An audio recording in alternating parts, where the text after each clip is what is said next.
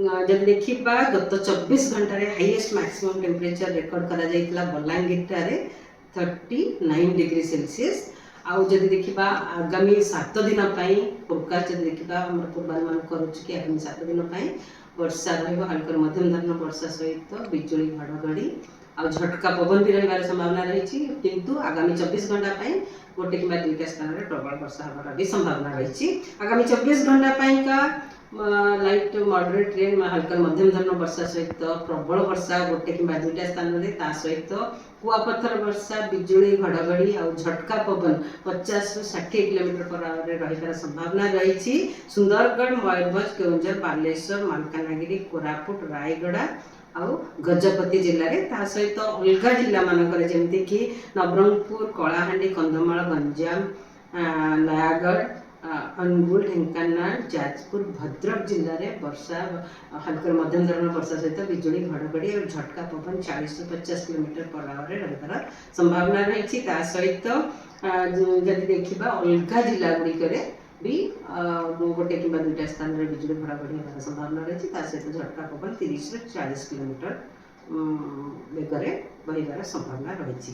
जब देखा काली फोरकास्ट काली भी हल्का मध्यम धरण वर्षा सहित गोटे कि दुईटा स्थान में कुआपथर वर्षा प्रबल वर्षा बिजुली घड़घड़ी और झटका पवन 50 ରୁ 60 किलोमीटर पर आवर रही संभावना रही।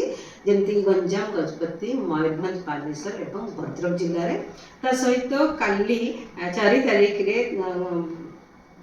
हल्का मध्यम धरण वर्षा बिजुली घड़घड़ी और झटका पवन 50 ରୁ 60 किलोमीटर पर आवर रही संभावना रही। केन्द्रापड़ा जाजपुर ढेंकानाल अनुगुल जिले में और मालकानगिरी कोरापुट रायगड़ा कलाहांडी कंधमाल नवरंगपुर जिले में भी वर्षा सहित बिजुली घड़घड़ी झटका पवन 40 ରୁ 50 किलोमीटर पर आवर रही। अलग जिला गुड़िक भी बिजुली घड़घड़ी होबार संभावना रही। वर्षा भी रही संभावना रही हल्का मध्यम धरण सहित झटका पवन 30 ରୁ 40 किलोमीटर पर आवर रही।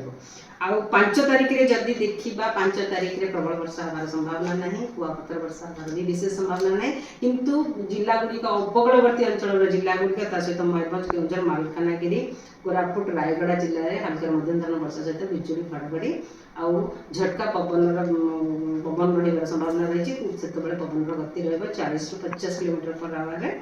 6 तारीख में भी वर्षा कंटिन्यू कर उपकूलवर्ती अंचल जिला गुड़िक सहित मयूरभंज केउंझर कंधमाल रायगड़ा कोरापुट मालकानगिरी से वर्षा सहित बिजुली घड़घड़ी और 40 ରୁ 50 किलोमीटर झटका पवन रही संभावना रही।